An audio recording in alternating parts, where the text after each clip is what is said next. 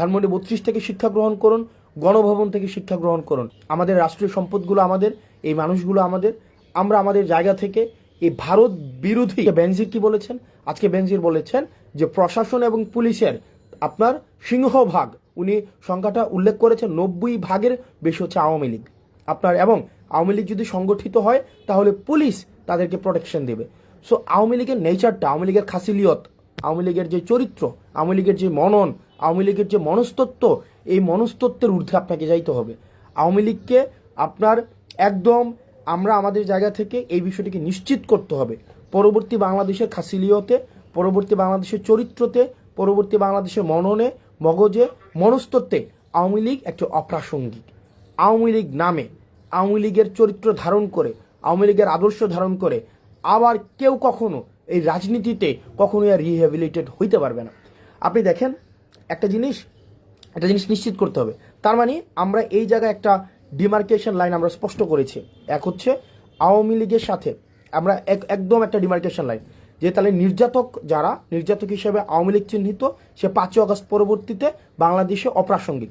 এবার আমরা যারা নির্যাতিত, এই নির্যাতিতর আমব্রেলাতে কারা কারা রয়েছে, নির্যাতিতর আমব্রেলাতে যারা যারা গণতন্ত্রের পক্ষে ছিল, বিএনপি ছিল, জামাতে ইসলামী ছিল, অন্যান্য যে রাজনৈতিক ফেসিবাদ বিরোধী যে রাজনৈতিক দলগুলো ছিল।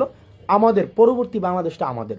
এখন এই আমাদের বাংলাদেশে আমাদের মধ্যে গণতান্ত্রিক সৌন্দর্য, আমাদের মধ্যে মত পার্থক্য থাকবে, এক বিষয়ে সবাই একমত হব, এটাও একটা ফেসিবাদী চরিত্র যে সব বিষয়ে আমাদের একমত হইতে হবে। আমার অনেক কিছুই বিএনপির মতামতের সাথে আমার অনেক কিছুই মিলবে না, আমার অনেক কিছুই জামাতে ইসলামের সাথে মতামতের সাথে মিলবে না। একই বিষয় আমার সাথেও তাদের অনেক কিছুই মিলবে না, কিন্তু বিষয়টা ওই বাংলাদেশ থেকে আমরা উত্তরণ ঘটিয়েছে। যদি আমার সাথে মতামতের না মিলে বিএনপি থেকে আমাকে উঠিয়ে নিয়ে যাওয়া হবে, জামাতে ইসলাম থেকে আমাকে উঠিয়ে নিয়ে যাওয়া হবে, ওই যে বাংলাদেশটা ছিল, ওই চরিত্রের বাংলাদেশ থেকে এই চরিত্র আমরা উত্তরণ ঘটিয়েছি। পরবর্তী বাংলাদেশটা, এই বাংলাদেশটা আমাদের। আমরা যারা গণতন্ত্রের শক্তি ছিলাম, আমরা যারা এই ফেসিবাদকে উৎখাত করেছি, এই বাংলাদেশটা আমাদের। এই আমাদের বাংলাদেশে আমরা সচেতন থাকতে হবে। আমাদের রাষ্ট্রীয় সম্পদগুলো আমাদের, এই মানুষগুলো আমাদের। আমরা আমাদের জায়গা থেকে এই ভারত বিরোধী আগ্রাসন এবং এই আওয়ামিফিকেশনে আমাদের গুরুত্ব থাকবে। আমরা ভারত বিরোধী আগ্রাসনের আমরা আর কোনোভাবে বাংলাদেশে একটা সেফ হাউস হইতে দিব না, এবং আওয়ামিফিকেশনের আর বাংলাদেশে কোনো ধরনের আর সুযোগ থাকবে না। আর বাকি এই বাংলাদেশ বিনির্মাণের ক্ষেত্রে, নতুনভাবে বাংলাদেশ বিনির্মাণের ক্ষেত্রে, যেই বাংলাদেশের জন্য দীর্ঘ 1.5 দশকের বেশি সময় ধরে, একদম 71 পরবর্তী সময় ধরে আমাদের প্রতিনিয়ত আমাদের যে সংগ্রামটি অব্যাহত রয়েছে, সেই সংগ্রামটি থাকবে। তবে সেই ক্ষেত্রে আমাদেরকে একটি জিনিস নিশ্চিত করতে হবে যে কোনো ধরনের জাতীয় সম্পদের আমরা কোনো ক্ষতি করব না। এখন দেখেন পৃথিবীতে এমন কোনো জায়গায় নাই যেখানে ফেসিবাদকে নির্মূল করা হয়েছে কিন্তু ফেসিবাদের প্রতীকগুলো রেখে দেওয়া হয়েছে। সুতরাং এই যে ধানমন্ডি 32টা, সেটা 5 আগস্টে এটা হচ্ছে একদম ধূলিসাৎ করে দেওয়ার কথা ছিল। 5 আগস্টে এটা ঘৃণাস্তম্ভে পরিণত করার কথা ছিল, সেটি পরবর্তীতে এসে মানুষ স্বতঃস্ফূর্তভাবে করেছে। এখন বর্তমানের জায়গায় আমাদের যে দায়িত্বটি হবে সেটি হচ্ছে আমাদের এই বাংলাদেশটাকে বিনির্মাণ করতে হবে, যেখানে নানা মতের এবং নানা পথের সেখানে মানুষের জায়গা হবে। সেখানে যারা নির্যাতিত ছিল এতদিন তাদের জায়গা হবে, আর নির্যাতক যারা এবং নিপীড়ক যারা, তাদের আগে বিচার নিশ্চিত করতে হবে। আওয়ামী লীগের বিচার নিশ্চিত করতে হবে। আওয়ামী লীগকে পলিটিক্যালি, এই আদর্শ নিয়ে পলিটিক্যালি ফাংশন আর কোনোভাবেই কখনোই করতে দেওয়া হবে না। আমাদের পরবর্তী বাংলাদেশটা আমাদের। যারা নির্যাতিত ছিল, ইন জেনারেল যারা নির্যাতিত ছিল, আমাদের পরবর্তী বাংলাদেশটা আমাদেরকে গঠন করতে হবে। আমাদের মনে রাখতে হবে এই তরুণদের যেই আমাদের জোশ রয়েছে এবং আমাদের প্রবীণদের যে হোশ রয়েছে, আমাদের তরুণদের জোশ এবং প্রবীণদের হোশ, এই দুইটা সংমিশ্রণে আমাদের পরবর্তী বাংলাদেশ গঠিত হবে। তরুণদের বুদ্ধিদীপ্ত এবং তেজদীপ্ত যে ভূমিকাটি রয়েছে, প্রবীণদের যে বুদ্ধিদীপ্ত ভূমিকাটি রয়েছে, সেটির সংমিশ্রণে পরবর্তী বাংলাদেশ আমাদের বিনির্মাণ হবে। এবং একটি বিষয় নিশ্চিত করতে হবে, আমরা আওয়ামী লীগকে রাজপথে আমাদের প্রতিহত করতে হবে। আওয়ামী লীগ পরবর্তী বাংলাদেশে পলিটিক্যালি ফাংশন করবে না, কখনোই করবে না। তাদেরকে আগে সরি ফিল করতে হবে, তাদের বিচারের সম্মুখীন করতে হবে, বিচার প্রক্রিয়ার মধ্য দিয়ে আওয়ামী লীগকে নিষিদ্ধ করতে হবে। এর পরবর্তীতে আওয়ামী লীগের যেই অন্যান্য যে সমর্থক রয়েছে, আওয়ামী লীগের তো একটা সমর্থক একটা অংশ রয়েছে, রিকনসিলিয়েশন প্রক্রিয়ার মধ্য দিয়ে তারা কিভাবে সমাজের মূলধারায় ফিরতে পারে সেটি আলোচনা সাপেক্ষে নির্ধারিত হবে। সে পর্যন্ত আমাদের একটি বিষয় নিশ্চিত করতে হবে, যেটি বারবার বলছি, এই বাংলাদেশটা আমাদের, এই বাংলাদেশটা আমাদেরকে ধারণ করতে হবে, এই ভূখণ্ডটাকে আমাদেরকে ধারণ করতে হবে। আমরা স্টেট বিল্ডিং করতে পারি নাই, আমরা নেশন বিল্ডিং করতে পারি নাই, অ্যাজ এ স্টেট হয়ে উঠতে পারি নাই, আমরা কমিউনিটি হয়ে উঠতে পারি নাই, বাংলাদেশি হয়ে উঠতে পারি নাই। আমরা হয়ে উঠেছি আওয়ামী লীগ হয়ে, বিএনপি হয়ে, জামাতে ইসলামী হয়ে, হিন্দু হয়ে, মুসলমান হয়ে, কিন্তু অ্যাজ এ কমিউনিটি হয়ে, আমরা একটা সিভিলাইজ সোসাইটি হয়ে, নাগরিক হয়ে আমরা কখনোই বাংলাদেশে উঠতে পারি নাই। আমাদেরকে ইন্টেনশনালি ডিভিসিভ পলিটিক্সের মধ্য দিয়ে আমাদেরকে আশরাফ এবং আতরাফে বিভক্ত করে রাখা হয়েছে। আমাদের এই ভূখণ্ডের আমাদের দখলদারিত্ব নিতে হবে, এই ভূখণ্ডকে আমাদেরকে ধারণ করতে হবে এবং আমাদেরকে নাগরিক হয়ে উঠতে হবে। এই আওয়ামিফিকেশন প্রত্যেকটা পর্যায় থেকে আমাদের চলমান রাখতে হবে এবং যারা আমলা রয়েছেন এবং পুলিশ প্রশাসনে রয়েছেন, আপনাদেরকে একটা বিষয়ে সতর্ক করতে চাই এবং এর সাথে অনুরোধ করতে চাই। আপনাদের প্রচলিত যে আওয়ামী লীগীয় যে কালচার ছিল, চেষ্টা, তদবির, দুর্নীতি, গুম, খুন, হত্যা, নিপীড়নে, সেখানে আপনাদেরকে স্ট্রেফ একজন হাতিয়ার হিসেবে ব্যবহার করা হয়েছে। এই জিনিসটা বুঝুন। আপনারাও আপনাদের যেই যথাযথ জায়গা, যে অ্যান্টাইটি, সেটাকে আপনারা বুঝে নেন।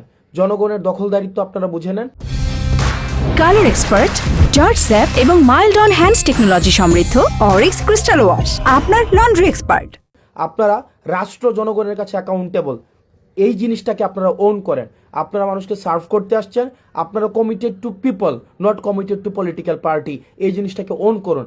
আদারওয়াইজ ধানমন্ডি 32-এ যেটা হয়েছে, জনগণ, এই জনগণ এবং নাগরিক সবচেয়ে শক্তিশালী। রাষ্ট্রের কোনো এজেন্সি, ডিজিএফআই বলেন, আর্মি বলেন, সেনাবাহিনী বলেন, হাসিনা বলেন, গণভবন বলেন, জনগণ থেকে বেশি শক্তিশালী হয়ে কেউ উঠতে পারবে না। জনগণ, জনরোষ থেকে কেউ বাঁচতে পারবে না। সুতরাং এই যে আপনারা আমলা রয়েছেন, আপনারা যদি মনে করে থাকেন আপনাদের যারা এই যে ফেসিবাদী হাসিনা আবার আপনাদেরকে রিহেবিলিটেট করবে, এটা ইম্পসিবল। বরং আপনারা জনগণ যেটা চাচ্ছে, যেভাবে জনগণ ফেসিলিটেট হতে চাচ্ছে, পরবর্তী বাংলাদেশ বিনির্মাণে আপনারা সহযোগী ভূমিকা পালন করুন।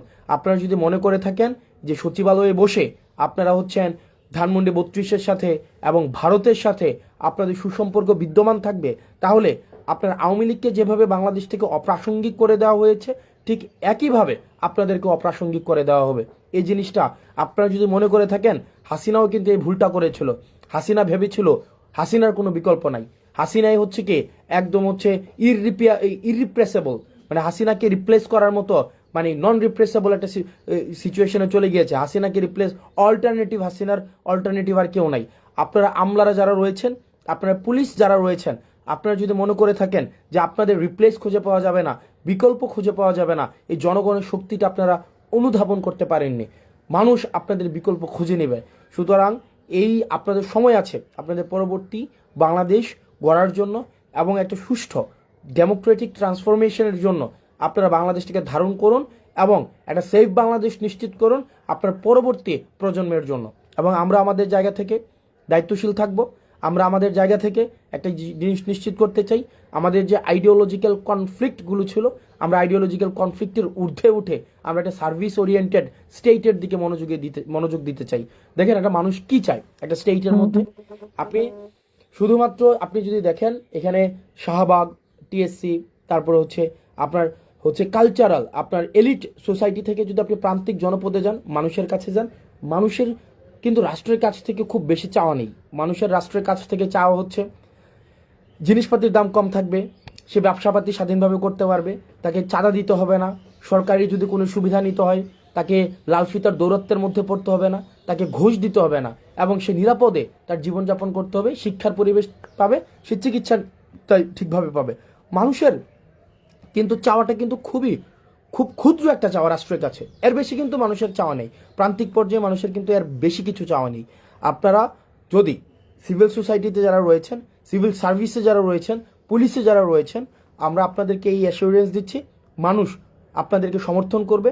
আপনারা যদি এই আওয়ামী লীগের প্রতি যে আপনাদের একটা ন্যাক রয়েছে, আওয়ামী লীগ আপনাদেরকে অ্যাপয়েন্ট করেছে, আওয়ামী লীগ আপনাদের সুযোগ দিয়েছে, সুবিধা দিয়েছে, কিন্তু জনগণের বিপক্ষে আপনাদেরকে দাঁড় করিয়েছে, জনগণের বিপক্ষে আপনাদেরকে লাঠিয়াল বাহিনী হিসাবে ব্যবহার করা হয়েছে।